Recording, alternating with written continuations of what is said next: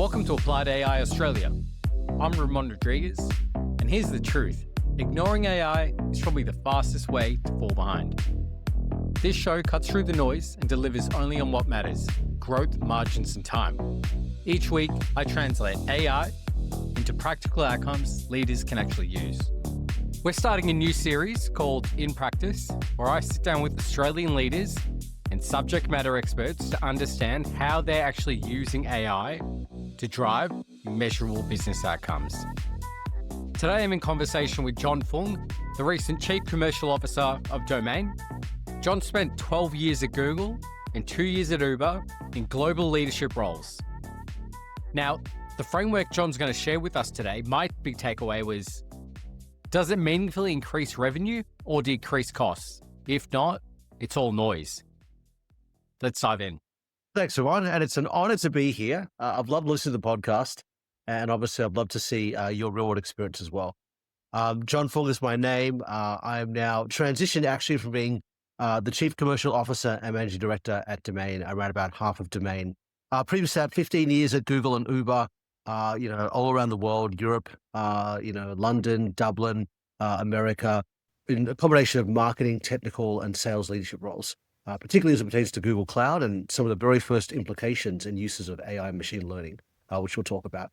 But part of that, grew up in Australia, grew up in the North Shore here in Sydney, and spent the first part of my career learning about information systems, then working at McKinsey before going to my MBA at Stanford. So a very global career, and very grateful to come full circle and be back in Sydney with my family. Yeah, awesome. Definitely a global career there, mate. Now, you've been at the forefront of tech for, well, over a decade. Some big names, Google, Uber, and most recently, Domain. What are the biggest lessons you've learned about transformation and innovation that directly apply to what we're seeing in AI in 2025? Yeah, I learned a ton of different things, and I'll come to some of the frameworks that were particularly used for AI. I think probably the biggest thing I've learned is, every great company, whether it's Australian, American, European, whatever it is, there are people in there who really desire to change the world. Right, really desire to change the world, and they're in it.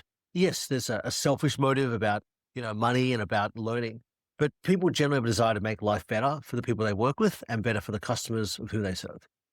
And I think a lot of leadership lessons I've learned is really just unlocking that potential, about helping people understand how what they do day to day actually makes a really big difference, and making sure the strategy of the company is well cascaded. So what is going to make the biggest impact in the market is actually what your goals are, and it's actually what people are doing day to day. And in many ways, that's what I see my role as doing, understanding what the market is offering us, both in terms of opportunities and threats, figuring out what is the best strategy for the company in order to realize those opportunities and threats, and then cascading that down to each one of the individuals on my team who are working and doing that. So most recent Domain, leading a team of 500 commercial sales and support people, another 200 product and tech people. So the job there is really to make sure that every single person feels excited about what they're working about. And that's not easy. But that's what management leadership is all about. No, thanks for sharing that, mate. That's definitely a good framework for leadership. If I just dig into your career specifically for a moment, what do you think are the biggest levers that you've pulled, and you've pulled them hard in tech and transformation, that's made the most impact? I think a lot of it is actually about how customers get served. Right? How customers get served. And this is constantly changing.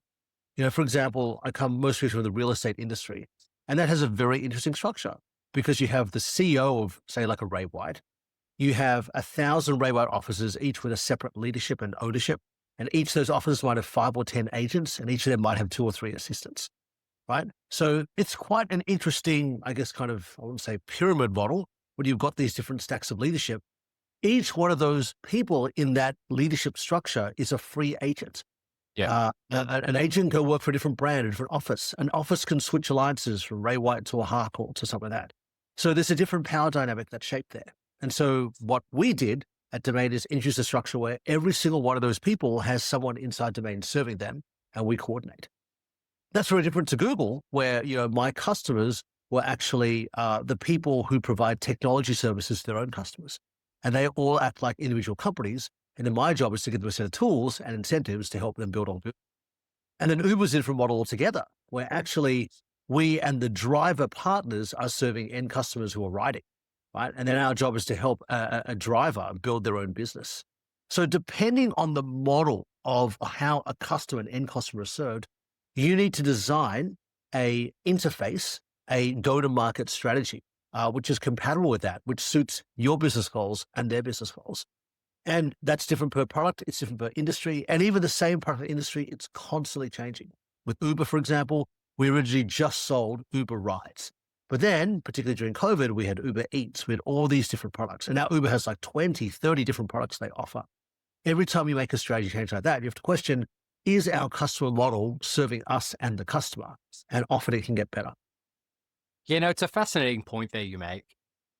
We've all got to adapt our go-to-market strategy to different models, different business conditions, and you know what we're facing. Obviously, as a business leader, we've got to be able to think on our feet and make hard decisions when time get tough. So no, thanks for sharing that experience about COVID. I definitely relate there. Now, diving a little bit deeper into AI, there's obviously a lot of noise and hype at the moment. I don't even like saying the word hype because the last time I heard hype before using ChatGPT was a long time ago. It seems like it's straight from ChatGPT. So there is a lot of noise and hype. And it's fair to say businesses are freaking out. I think off the top of my head, it's about 9 out of 10 execs say that their number one concern is AI, 9 out of 10 of them, but 1 in 10 feel equipped. So I think a lot of that is to do with the new shiny thing everyone's chasing at the moment. That's why I created Applied AI Australia, because my filter is simple, right? So if it doesn't impact growth margins or time, like you would say, it's noise. And in my words, I don't really care about it. So, John, you're not an AI specialist, but you are a global business leader and you have implemented digital transformation at scale. How are you approaching AI at an organizational level at the moment? Yeah, I love what you're saying there, Ron, and I love the emphasis of the Applied AA podcast. It's you trying to filter out the noise, and I'll give you my framework for how I particularly do that. The way I think about AI right now is it's very much at a stage of the hype cycle that is heightened. So you imagine that you have this hype cycle where in the beginning, no one knows about it. And I'll talk about some of those days, early days at Google, where it was just not even called AI. No one really cared about it. No one really understood it. And now, particularly since ChatGPT 3 or 3.5, almost 3 years ago, you've had this awakening, this great awakening of what this could be. And that has gathered momentum. It's gotten into the mainstream. And now at the stage where everybody is expecting it to change everything. And the reality is it's going to change a lot less than we think in the next year. And it's going to change a lot more what we think in the next 5 years. But we are entering, I think, that trough of disillusionment part of the hype cycle, where people are going to be disappointed that AI cannot save you as much money or generate you much more revenue than you think it can in the short term. That it's going to take more work, more customization, more maturing of the technology of customers' preference to do so. So for me, it's great that AI is known everywhere. It's had this amazing explosion moment. But I think there's going to be a bit of disillusionment as people grapple with, hey, a lot of the fundamentals of business have not changed. A lot of the way we're doing business has not changed. This is the icing on the cake. This is not yet the cake. Yeah, no, I do agree with a lot of that. Business isn't just going to change overnight. There is a hype cycle going on at the moment. One thing that I do see pretty frequently, and it's not native just to AI, but we all think that the most expensive tech stack is going to save the day, or there's going to be something as the shining knight in armor that you can just buy your problems away, but it doesn't work like that. But specifically with something like AI, the most expensive tech stack with that implementation and taking your people on the journey is a quick way to lose a few $1,000,000, right? So it's not the best use of our investment if we haven't got everything else in place with it. I am a huge believer that AI transformation is just as much, if not more, about people than it is with technology. Yeah, every time I speak to a business and they say they're struggling with AI and they're not getting the output that they need, when we get it back, it's generally coming down to one cause. Are your people using it effectively? Have they adopted it? Do they understand the value and output it's going to deliver to them and their job? And the answer is normally no. So people first, 100% of the time. Yeah, I think that's right on, Rowan. I think the way I think about it is all transformation is a people transformation. I've done a lot of sales transformations in my life. How do we serve the customer better? Fundamentally, that ends with changing the job descriptions the structure, and in many cases, the people who are on your team. We've gone through a few digital transformations, whether it's at Uber or Domain, where we are changing our tech stack. Really, that's a change in how we do things. The technology changes, but it's ultimately changing what people do, what roles are required. And so for me, if you can't get that people stuff right, then no changes to hit the best technology in the world will end up being a waste of money. Thanks for that insight, John. And if we dig into your time at Google, now, what are your earliest memories of Google? What was it really like? What worked? What didn't? How did they scale adoption of their products, services throughout the organization and through to their clients?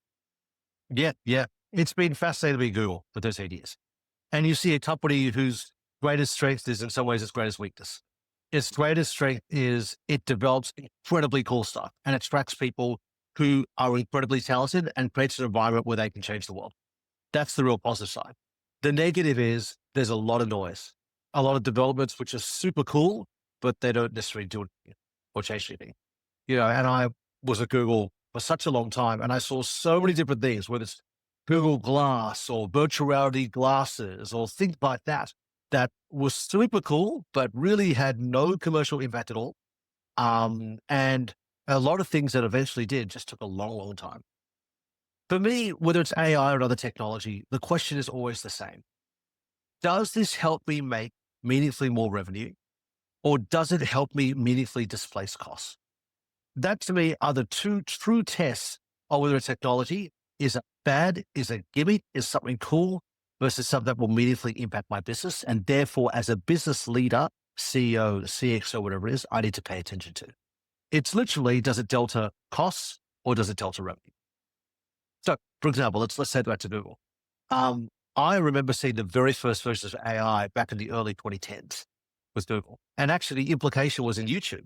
And I remember we had this big TGIF presentation. Thank God it's Friday, our weekly company meeting. And they would demonstrate, hey, like we can now get a machine to categorize videos. And what they were saying is this machine can tell if this is a cat video or this is a dog video. And my reaction was like, wow, that's super cool. And my second reaction was like, what does that mean? Does that help us make more revenue or does it help us displace costs?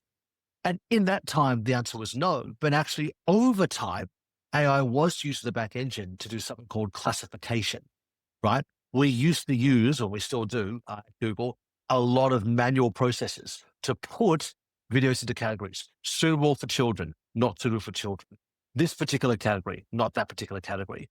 And the machine over time, the AI was able to do some of that first categorization work. And that helped actually displace costs a little and then a meaningful amount. So that was an idea. That was something where the cool stuff came first. It took a while to actually make that business meaningful. But that was some of the evolution I saw early on. I was part of Google Cloud for about 10 years. And Google Cloud sells things such as Gmail, but the main product is it's like Amazon Web Services. You're selling storage, compute, applications to people so they don't have to have their own data center, their own mainframes, et cetera. Now quite commonplace. Again, 10, 15 years ago was a big shift. Because at that time, everyone had their own data center. If you had any meaningful amount of computing at all. I remember we were by far the most advanced in AI and machine learning. And one really interesting application was in radiology, where we had trained the AI model by giving it hundreds of thousands of scans of someone's chest and abdomen and say, wait, this one has cancer. This one does not have a cancer. So do that time and time and time again. And we were able to actually get a rate of about 90 to 95% accuracy. That is, you could show a machine a scan, and it could tell you with 95% confidence whether there was a cancer present or not present, which wasn't 100%, but started to approach the levels of an actual professional specialist in this matter. So pretty cool, right? You could imagine that could make a lot of money or that could save a lot of money. This is back in the mid 2010s. But the reality is that product never took off for two major reasons. Number one, there's a big difference between 90, 95% and 98, 99%. Right? That is still, in many cases, an unacceptable level of risk. So it doesn't mean that it's not useful, but it means it's not as useful because after that review, you still need a human review. So again, how much cost have you displaced? Not that much cost, because a specialist still need to look at that scan afterwards because the high level of accuracy required. So that was one reason it didn't commercially take off. Customers weren't flocking to it. But even for the customers that did flock to it, we had another problem, which is the way that we charged for these services was based on the amount of compute required in training these models. And even though AI takes up some amount of computing technology, it's actually much, much less than some of these big cloud workloads where your map services or really shifting your entire storage from on-premise, to off-premise. So actually, it didn't make much money to do. And so therefore, the salespeople weren't that engaged. And so therefore, it wasn't helping you make a lot more revenue and it wasn't helping customers displace that cost. And so even though it's technology which will eventually change the world, it went nowhere. And it was just a really small pool of customers that made use of it. So for me, that was the lesson of Google, where you've always got to come back to this question: can it increase revenue or can it decrease costs for either ourselves or our customers? If it can, you've got something you can really pour into and you can adjust your people and customer strategy to suit that. If you don't, you're going to be pushing a rock uphill, until something changes that technology, it gets much better or much cheaper, and then you can make some changes. So I think the lesson that we can all take from what you've just shared is your business is going to be still measured on if your ledger is in the red or it's black, or if it's in positive or negative, right? So going into AI investments, measuring it is so important. And John, I know you are. How are you ensuring that investments that you make in technology and AI can be quantified? Because a lot of organizations obviously forgetting to measure. The frameworks that I use, Rod, as a corporate leader is this: it's always be skeptical. Doesn't mean you distrust people. Everyone's trying to do the right thing. Everyone's trying to do the right thing. Always be skeptical. So treating an AI application, and we had many of these at Domain. Okay, if we spent this much time and energy to make this, then we could make this much money. That's the basic premise of all business cases. Right? Fantastic. You then have to put your CFO hat on and go, okay, what are the assumptions that underlie this business case? And what gives us confidence that these assumptions are correct? In particular, the most sensitive assumptions are going to be, number one, how much will an average user actually pay? And number two, realistically, how many users will actually use this? And then thirdly, how much will it actually cost us to get it from where we are today to market? Not just something that's beta launched, but something good enough and supported and updated that people would actually risk their enterprise workload. So those are the three things. Those are the three areas of business case sensitivity: how much we can make per user, how many users we can realistically get, and how much will it cost to get to market. And it is human nature to be optimistic at each of those three things. We typically overestimate how much money we can make and how quickly we adopt it. And we typically underestimate just how hard it is to get something to market and the total cost, including management time, including opportunity cost of getting something to market. That's when you tend to make decisions that really don't stack up.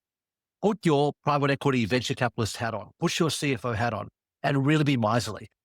With an owner's mentality of, hey, this is my money. This is my life savings. How therefore would I act? Would I really back this as opposed to putting that money somewhere else or bank it as profit? But these are tough questions. Yeah. No, exactly. It is so new. There's obviously, quite a few unknowns. Governance and risk is a real thing, particularly about AI. So I've got two questions for you. From a board and governance perspective, how are leaders meant to govern things like AI, that's as disruptive as it is, if they don't completely understand it? That can be applied to any sort of digital wave technology adoption. What's your approach to that? Yeah, I think when it comes to governance, it's very helpful to have this skeptical framework on. Right? It's very, very helpful. So if you think about AI, there are so many questions about, who owns the data, now. Can the AI actually, I would say, commit a crime, but what happens to the AI does something wrong? Who's liable? Those kinds of questions. And so again, I think the best way that I approach it as a leader is to really pause, slow down, put your skeptical hat on and say, what could go wrong? What could go wrong? Can we do case studies of other companies that have done this, that have rolled this out? What problems have there been? Can you think about things that are wrong with AI and what might happen if the product is hallucinating? Just going to do 20, 25% of the time. It would just make stuff up. Okay. Make stuff up in the consumer environment. Not great. Make stuff up in an enterprise environment, in a highly regulated environment like healthcare or finance. What happens? What happens if it's wrong with regards to fraud detection? So I think having that mindset of skepticism and curiosity is your best antidote against being overconfident as to how it could displace a previous, non-AI enterprise workload. And I think that gets to some of the issue when it comes to board governance oversight. And I'm on a board now. I'm obviously spent a lot of time with boards. Boards are imperfect because they are made up of imperfect humans. So, our managers are not perfect. You put together 5 or 6 managers on a board, and it's even more imperfect because you have a series of imperfect people who then have imperfect and potentially dysfunctional relationships. I'm not judging boards. I'm just saying this is the reality of human enterprise, including people like you and me. It's true of all of us. And so what that means is you have to assume that things will go wrong. And so the question is, if things are going wrong, how would you know? If the board misses something, how would you know? What's the backstop? And to me, that's why I get questions of who's ultimately accountable. Who on the board is seeing themselves as responsible as a backstop just to check. Is there a dysfunctional dynamics of the board when you've got to assume things that you missed? Who's on the hook? Does the CEO feel like they're on the hook? Does the chairman feel like that? As you said before, ultimately, all change is human change. Technology is just an enabler or just to complicate, right? So for me, what I've observed with boards is you have to assume that we're missing things. And therefore, if we are missing things, how will we detect that we've missed something as early as possible? That's what great board governance is to me. Yeah, no, I love that.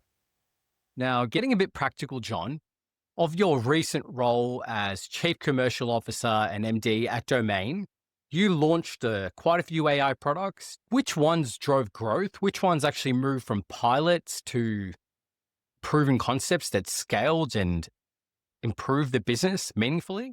Can you walk us through a few examples and what you're proud of and what were the challenges you faced? Yeah, I'll talk about one or two, and I'll talk about what I'm proud of and some of the lessons Sure. learned. So I think one key lesson with AI is particularly as LLMs get smarter and smarter, it's actually about the data. It's Cool. actually about the data, right? So for example, Domain has some incredible data, both things that are provided by the government, by the Valuer General, but also signals that we get from people selling their house, like the things about their house, plus data that we observe about people's browsing habits, things like that. And we can combine that data to make predictions. And if you're a real estate agent, the most important thing you do is sell the house. But in order to sell the house, you have to get the right to sell the house. And this is called a mandate. And what happens is the most important thing that a real estate agent can do to grow their business is not just do a great job selling houses, but to find people who are trying to sell their house and get to them so they can pitch them, hey, I know that you want to sell your house soon, or if you want to sell your house soon, you should consider using me because here's my track record, et cetera, so forth. And so what we found when we used AI to look at our data is that if we combine hundreds of different signals, we can create profiles of people who are most likely to sell their house. And at any given year, the average Australian might sell their house every 15 to 20 years. So at any given year, a random person might have a 5 to 10% chance of selling their house. We created a model that increases that to about 33%. That is, if you gave us a person, right, we could say with 33% confidence, right, that they are going to sell their house or not going to sell their house next 12 months. And that might not sound amazing. It's not like radiology, 98, 99% accuracy required to detect cancer. But this is about us providing something that's much better than the 5% average. So we can 5 to 6 times how accurate we are. And that means if you're a real estate agent, if you're going to door knock on doors or drop leaflets or go network with someone, you knowing who is likely to sell their house versus not allows you much more streamlined with your time. So it was a product we created called LeadScope, and it's a fantastic product. There's a few other products like it. We think ours is the best on the market. And we launched that a few years ago. And to me, there's some great lessons here, both of what went well and what didn't go well. What went well is it's a product that, agents absolutely loved. It made a lot of agents a lot richer and more successful because it did what it said, because the predictions by AI through the data were just so much. But what I wish we'd done differently was make it super easy to use.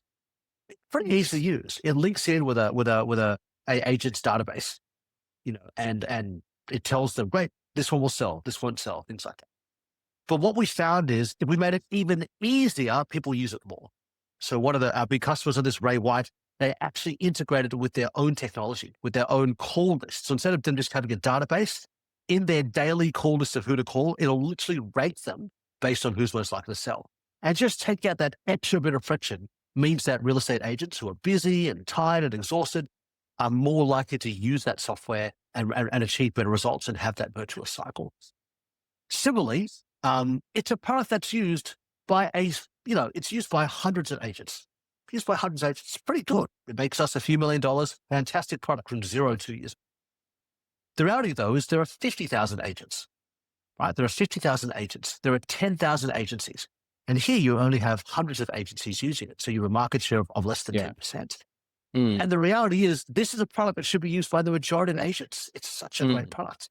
The principle we talked about before remains true, which is you've got to make great technology. You've got to be skeptical of the technology, but you've got to have something that's so much better than what we have that's going to make more revenue at a lower cost. But even if you make that, it still doesn't change the fact that you need to have a commercial people go-to-market model that makes it as easy for your people to sell and for your customers to use. Otherwise, it won't get the adoption that we could. And that's been, I guess, both the great thing and the challenge for us with a product like LeadsGo. No, that's a good example, John. It's a good example of, opportunity and challenge if we look at it like that. Now, on a bit of a different angle, where do you think the low-hanging fruit is in organizations? Is it the administrative work that can be automated through AI? Is it breakthrough product ideas? Where do leaders need to be looking first to find the low-hanging fruit with automation or whatever it is? Well, I'll be a little bit controversial here.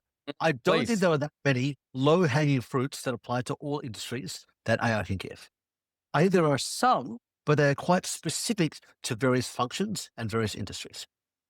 So, for example, in real estate, the example I'll give is copywriting.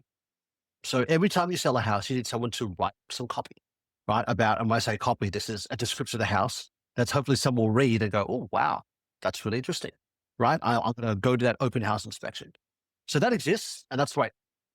Now, the reality is that's kind of cool, but does that mean that you can therefore halve your marketing team? And right now, the answer is no, because you still need someone to check that copy. You still need someone to prompt that copy. So is that going to save that person time? Yes. But you can't double or triple their workload just yet. Just yet. We'll say similar things in real estate with property management. You might have someone who's looking after 100 rentals, who's on the hook to help the tenant fix their plumbing or help the landlord, make sure their accounting is going well. In theory, AI makes that a lot easier. You can have automatic responses. You can have chatbots. However, have any of those displaced the number of property managers we need at any given level? Not yet. And there are people hard at work to try and make a property manager more impactful, to maybe they can handle 200 properties instead of 100. But that is industry specific, functional specific work. So I guess my contribution take is the following. I have not seen enough progress to really displace a lot of cost at scale. I have seen the technology make people a bit more effective, whether it's something simple as a salesperson having an AI write a pitch for them or create a presentation, particularly folks who may not speak English well or things of that nature. I have seen AI make people 5 or 10% better. I have seen some companies entirely based on AI, these unicorns which might only have a few people working at them. But again, that remains a very niche, very small part. In the mainstream, even though you have Microsoft doing 25% of their coding by people in AI, they have not laid off 25% of their coders. So it has meant they're slowing down how many computer engineers they're hiring. So the key thing I heard you say 3 times was yet. So I think your caveat is no one really knows where this train is going, right? Or do you have another view? Right. Yeah, think of it like the following, all right? Think of the gap between no mobile phones to mobile phones. In the beginning, you have this technology, which is really interesting. Right? Wow, you can make a call without being plugged into a cable, a wall. Amazing. Motorola came out with that in 1983.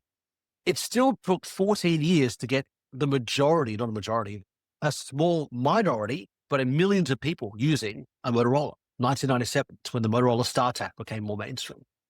So those 14 years were about taking a technology that's awesome, that can absorb huge amounts of information to derive insights. There's incredible technology that can create videos, pictures, words in a way that's customized to every single person. You have this incredible raw potential.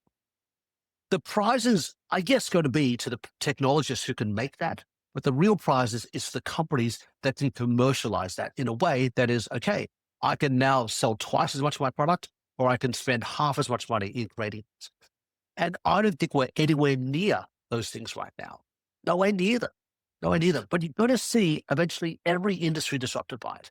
As people work out and say, hey, whether it's the supply chain for how I make my widgets, or how I train my sales team and help them make their sales decks, to how I rejuvenate the experience of finding a home, eventually AI will make all those things better. But it's going to take 2, 3 years at the very least, likely 5 to 10 and maybe more, to really disrupt the ways, the patterns that we've generated the last 20 or 30 years of how we get things done.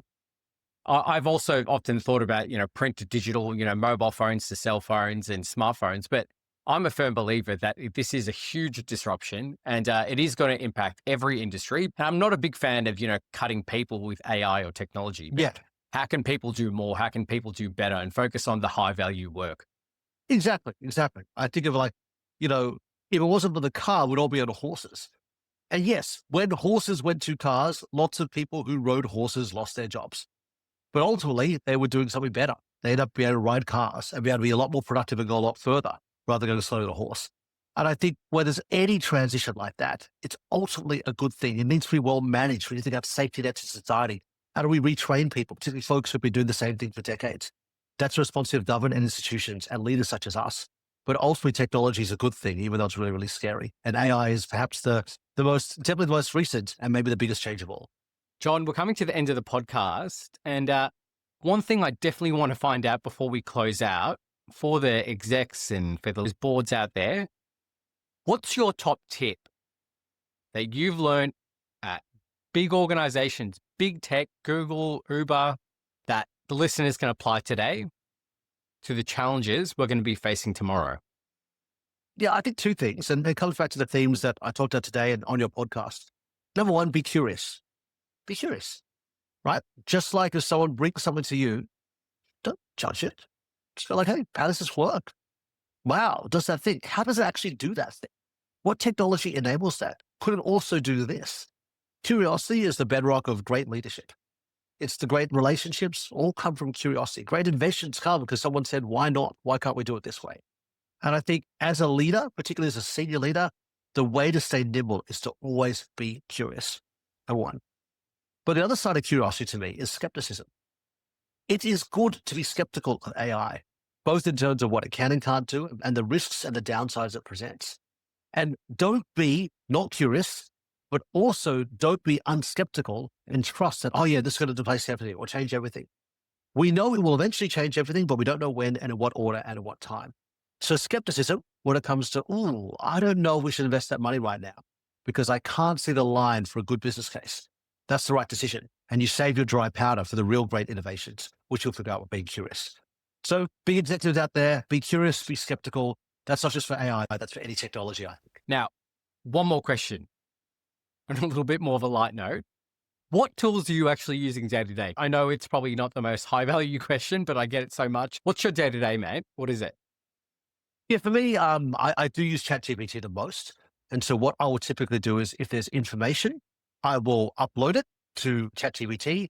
I'll figure out the query, but I'll ask ChatGPT to make that query better for deep research, right? And typically they make the query a lot more specific, a lot better, and they ask me more prompts.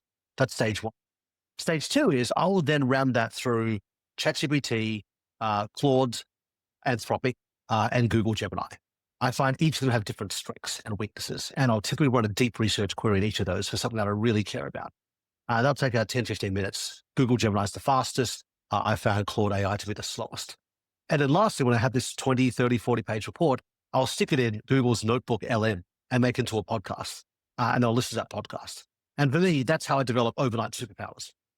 Whether it's finding out a company that I'm looking to work for or do partnerships with, I use that kind of like series of stacked, LLM usage in order to make myself smart on things. And I find the podcast is very useful for me because I can listen to it while I'm commuting, while I'm running, and then I can even have a conversation with the LLM about it after I've made the query to ask more questions and hypotheticals.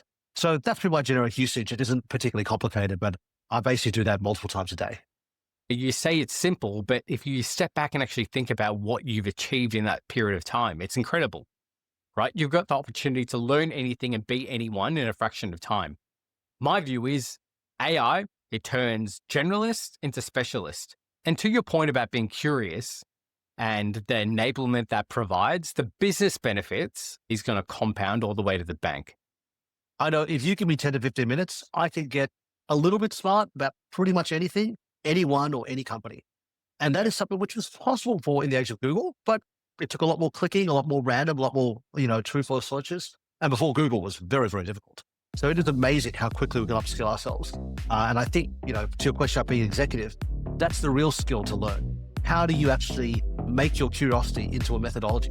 And for me, it's like, I got a curious thought. Great. I'm going to get smart about it. The best way to get smart about it is multiple AI usage and then put in a package where I can listen to it while I'm doing something else. That's how I get smart quickly and stay curious and skeptical.